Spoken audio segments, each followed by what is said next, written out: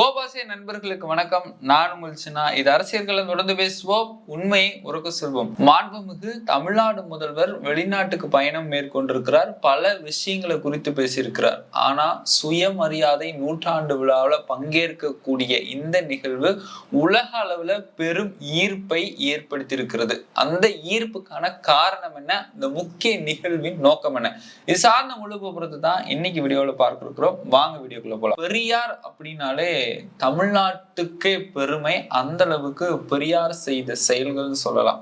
அதாவது பெரியார் 1925 சுயமரியாதை இயக்கம்னு ஒண்ணு ஆரம்பித்து அந்த இயக்கத்தின் வழியாக பல்வேறு நலத்திட்டங்களை பகுத்தறிவு சிந்தனைகளை மக்கள் மத்தியில கொண்டு போய் சேர்த்தாரு. சாதியா, இந்த சமுதாயத்துல சாதிங்கிறது எதுவுமே கிடையாது, அதை முதல்ல ஒழிக்கணும்னாரு. பெண்ணுரிமையை பத்தி பேசினாரு. பெண்கள் கையில இருக்கக்கூடிய கரண்டியை புடுங்கிட்டு அவங்க கையில புத்தகம் கொடுக்கணும் அப்படின்னாங்க. அதுக்கப்புறம் அடுப்பூதும் பெண்களுக்கு படிப்பதற்கு அப்படிங்கிற சொன்ன வாயெல்லாம் முறியடிக்க செய்தவர் பெரியார்.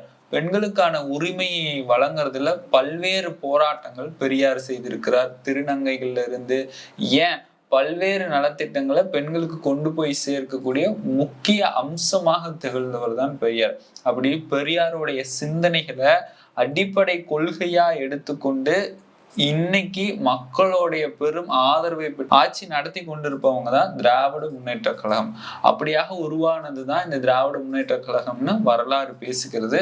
இப்ப நம்முடைய மாண்புமிகு தமிழ்நாடு முதல்வர் ஸ்டாலின் அவர்கள் ஆக்ஸ்போர்ட் பல்கலைக்கழகத்துல செப்டம்பர் 4 அன்னைக்கு நடக்க இருக்கக்கூடிய சுயமரியாதை நூற்றாண்டு விழாவில் கலந்து கொள்ள இருக்கிறார். அது மட்டும் இல்லாம பெரியாருடைய உருவப்படத்தை அங்க திறந்து வைக்க போறார். இந்த நிகழ்வோட முக்கிய நோக்கம் என்னன்னா, பெரியாருடைய பகுத்தறிவு சிந்தனைகளையும் சமூக நீதி, சமத்துவம், இது தமிழ்நாட்டுக்கு மட்டுமல்ல உலகம் முழுவதும் அவருடைய சிந்தனைகளை கொண்டு போய் சேர்க்கும் விதமாக தான் இந்த நிகழ்வு நடைபெற இருக்கிறது.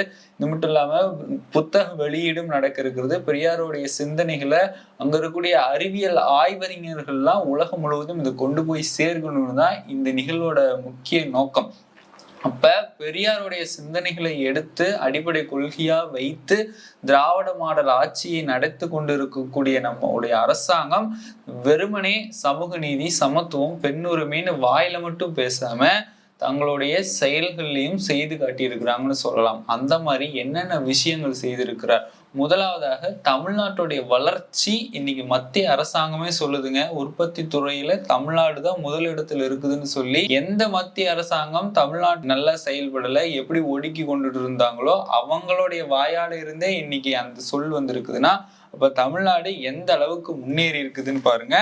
இது மட்டும் இல்லாம தமிழ்நாட்டுல பொருளாதார வளர்ச்சி, வேலை வாய்ப்பு, கிட்டத்தட்ட ஒவ்வொரு மாவட்டங்களிலும் 50% மேற்பட்ட பெண்கள் வேலைக்கு செல்றாங்க. அந்த சுதந்திரத்தை தமிழ்நாடு வழங்கி இருக்கிறது. மற்ற மாநிலங்களுக்கு அதிகமான நிதியை அள்ளி கொடுத்தும் வளராத இருக்கிற பட்சத்தில் நம் மாநிலத்துக்கு நிதியே தடை செய்யப்படுது, இல்லைன்னா நிராகரிப்பு பண்றாங்க, கொடுக்க மாட்டேங்கிறாங்க. அப்படி இருக்கிற பட்சத்துல தமிழ்நாடு கல்வி, வேலை வாய்ப்பு, பொருளாதாரத்தில் உயர்ந்து வருதுன்னா பெரியாருடைய அந்த சிந்தனை, கல்வி மட்டும்தான் நம்முடைய வாழ்த்தரத்தை உயர்த்தும் அப்படின்னு சொல்லக்கூடிய பெரியாருடைய சிந்தனையை அடிப்படை கொள்கையாக வைத்து இன்னைக்கு தமிழ்நாடு கல்வியில முதலிடத்துல இருக்குன்னு சொல்லலாம். உயர்கல்வி கற்கக்கூடிய பெண்கள் 60% மேல போயிருக்கிறாங்க. அது மட்டும் இல்லாம கல்வி படிக்கக்கூடியவங்களுக்கு புதுமை பெண் திட்டம், அரசு பள்ளியில படித்திருந்தா அவங்களுக்கு மாதம் 1000, கலைஞர் உரிமை தொகை, அது உதவித்தொகை இல்லாம உரிமை தொகையை கொடுக்குறாங்க.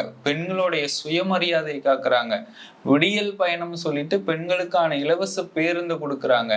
இந்த மாதிரி பல்வேறு நலத்திட்டங்களில் பெரியாரின் வழி, பெண்ணுரிமை சிந்தனையின் வழி பெண்களுக்கு முன்னுரிமை அளித்து கொண்டிருக்கிறது தமிழ்நாடு. அதனாலதான் தமிழ்நாடு இன்றும் முன்னிலையில் இருக்கிறது, என்றும் முன்னிலையில் இருக்கும். அது மட்டுமா, பெரியாருடைய முக்கிய கனவு என்ன, கடவுளே இல்லைன்னு சொன்னாரு. அப்படி இல்லையா, அனைத்து சாதியினரும் அர்ச்சகராகலாம், அனைவருமே அர்ச்சகராகலாம்னு சொன்னாரு. கருவறை இல்லாத ஆணே கோயிலோட கருவறைக்கு செல்கின்ற பொழுது கருவறையை சுமக்கின்ற பெண் ஏன் கோயிலின் கருவறைக்குள் செல்லக்கூடாது அப்படிங்கிறதெல்லாம் உடைத்தெறிந்து இன்னைக்கு பெண் ஓதுபவர்கள் வந்திருக்கிறாங்க. அனைத்து சாதியினரும் அர்ச்சகராகலான்னு வந்திருக்கிறாங்க. இதுதான் சமூக நீதியோட உச்சம்னு சொல்லலாம். அந்த அளவுக்கு பெரியாருடைய கனவுகளை தமிழ்நாடு நிறைவேற்றி இருக்குதுன்னு சொல்லலாம். அடுத்து சாதியோடைய பெயர்கள் தமிழ்நாட்டுல பல தெருக்கள்ல அரசோடைய ஆவணங்கள்ல நீக்கப்பட்டிருக்குது. அப்ப பெரியார் சாதி இல்லைன்னு சொன்னாரு. அதற்கான முன்னோடி